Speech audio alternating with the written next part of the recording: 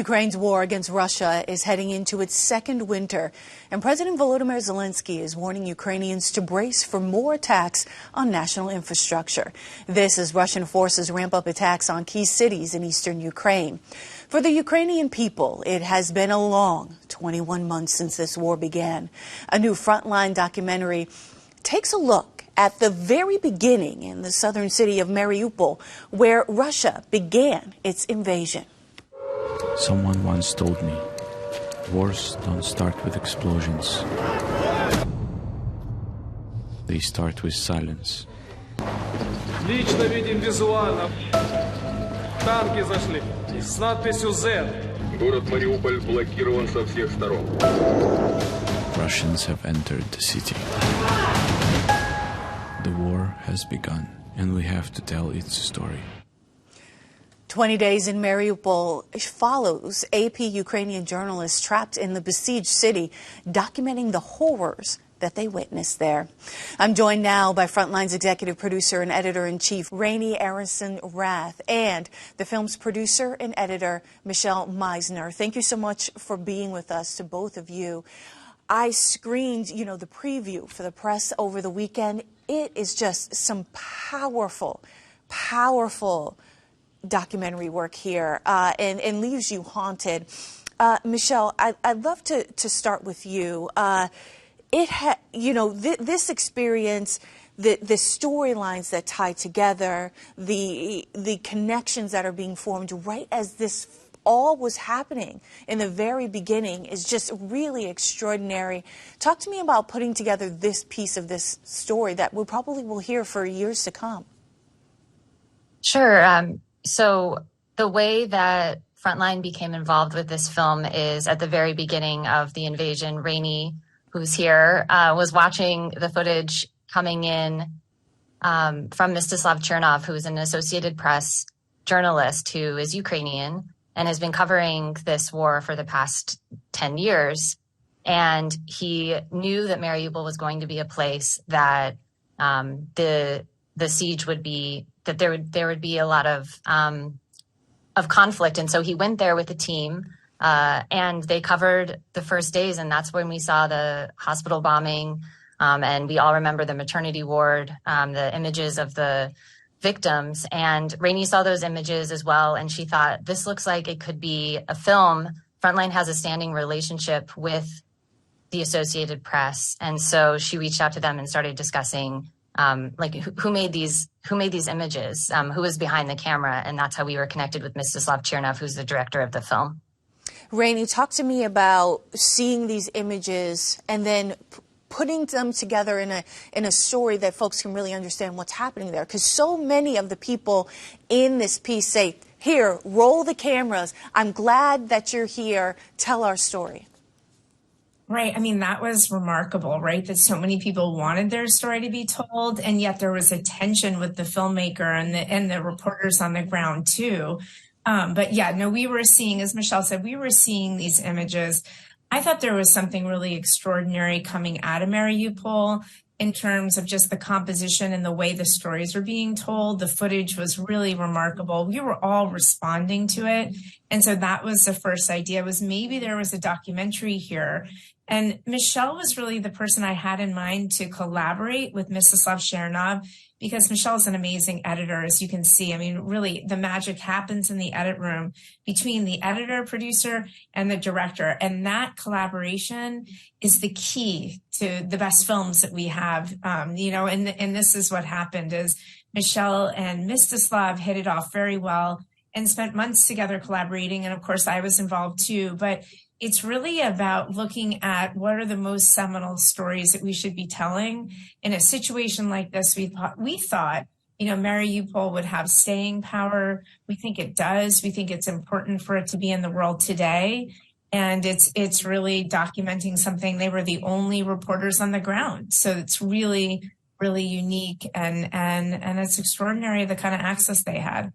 Absolutely. I want to go ahead and pull in a clip from the bombing of a maternity hospital. And the images here, we want to warn everyone, could be disturbing for some viewers, but we do want to roll some of that tape.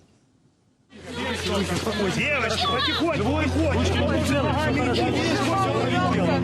Мама ждет. Все. Заходите. Тихо, спокойно. Без паники. Осторожно.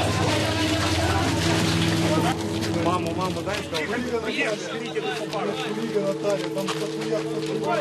Туда несем. Держи сюда.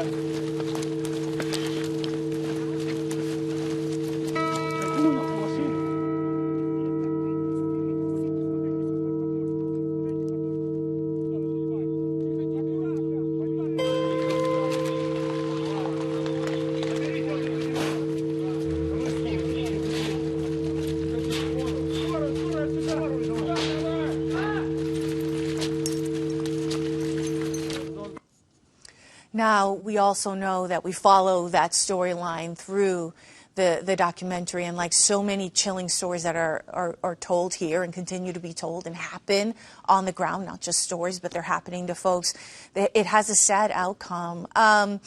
When putting together some of these pieces of video, because when it's wartime, there's so much to cover, right? There's so much to sift through. Michelle, I'm thoughtful of how do you choose which connections to make for folks, especially when it's the beginning of this conflict and you don't necessarily know where things are going to go. Yeah, that was the incredible part of working on this project, because he didn't necessarily know he was filming for ultimately a documentary while he was there. He started having an idea that this footage was so important because it was going to document a city that was essentially leveled in a matter of days, and the people there and what happened to them, and it would be a part of history. So he kept recording and he brought it back, and we looked at the footage and talked about what was a unifying way to explore and tell these stories. And we ended up finding that he was a good person to help us navigate this really difficult space, but also he was somebody, because he was somebody from the Ukrainian community, but he's also a journalist. And they asked him to keep filming. There's a really incredible moment where a doctor in the middle of a very intense moment begs him, please come in, keep filming. It's good the press is there. And so he kept filming. Absolutely. And you see that as a recurring theme. Like we mentioned, you know, there's a police officer a few moments after we see that video. There's a police officer that who says, interview me, ask me questions, and then wants to do it again in English. And I think about the urgency that is being felt there to get the story out. Rainey, did you feel that when seeing the video, helping to put it together? Well, I mean, you certainly felt that everyone who they were filming with were in such distress that they had no one to turn to. I mean, you see this at all juncture points, right? The fire, police, everyone's gone. Like they're very much alone. They're isolated and they're barricaded in, right? So they also don't have the outside world. So remember, all of that is very isolating for them. So I think the idea that they could tell someone their story, even to make sure that their loved ones on the outside knew they were okay, was really powerful. And Michelle started to talk to me about the sort of inside-outside feeling of the film. You know, you're very much inside Mariupol, but the technique of actually then going out with the news, right? Like having a moment to see these moments, these news stories were making it into the larger world and having an impact really helped you right through the documentary, because you realized they weren't all alone in the sense that these stories were getting out. And that's really a testament to Mstislav, as you see in the film, finding the only signal he could find to get the news out. And so there was a feeling of urgency. For sure.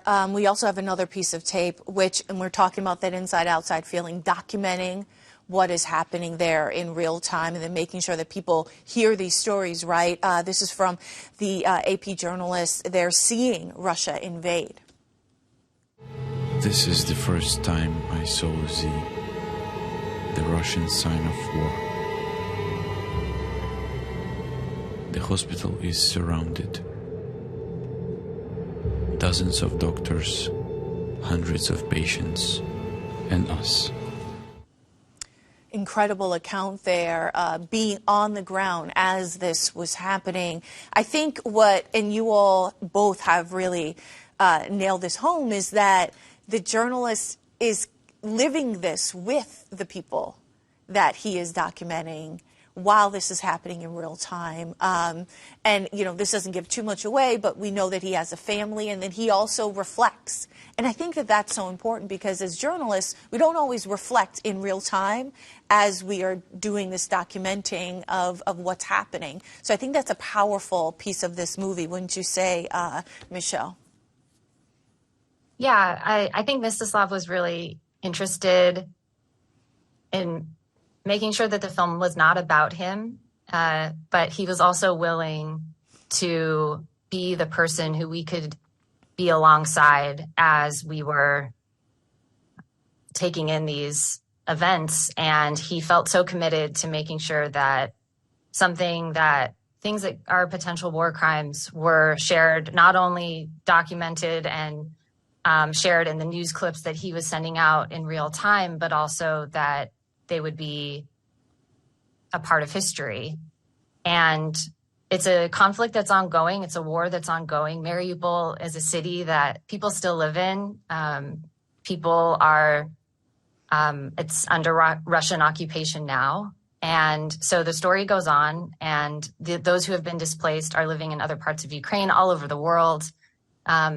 They've seen this film, and they have felt, and Mstislav and the team, Vasilisa Stepanenko and Evgeny Malaletka, the other journalists that were with Mstislav in Mariupol, they've been able to watch the film with people from Mariupol, and they have felt like it has been a cathartic experience almost to feel like their story is being told, their story is being seen. And so it's so meaningful to be able to now share it on PBS and with Frontline when it airs in just in a week here, November 21st.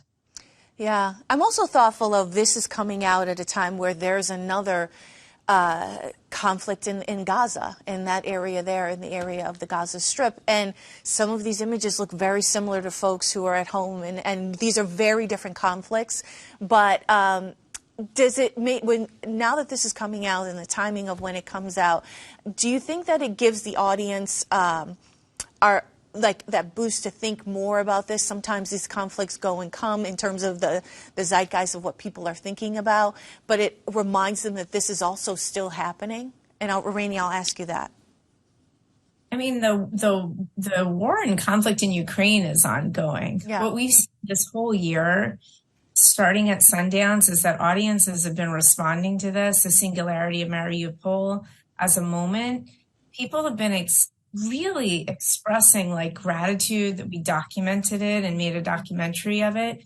And documentaries are to come of the current conflict for sure. So I think the more that we can do original, fair journalism that documents what's actually happening with context, the better we'll all be, And I really do underscore context here. You got a lot of context from the journalists on the ground. He tells the story of the multiple years that came before the Mariupol incident, right? And that's really important to Mstislav, is that there was always context when, he was telling the story. Absolutely. It's an important film, and certainly one that will stay with you. Michelle, Rainey, thank you so much for your time. I really appreciate it. Thank you. 20 Days in Mariupol premieres on November 21st at 10 p.m. right here on GBH2, online at pbs.org/frontline, and on the PBS app.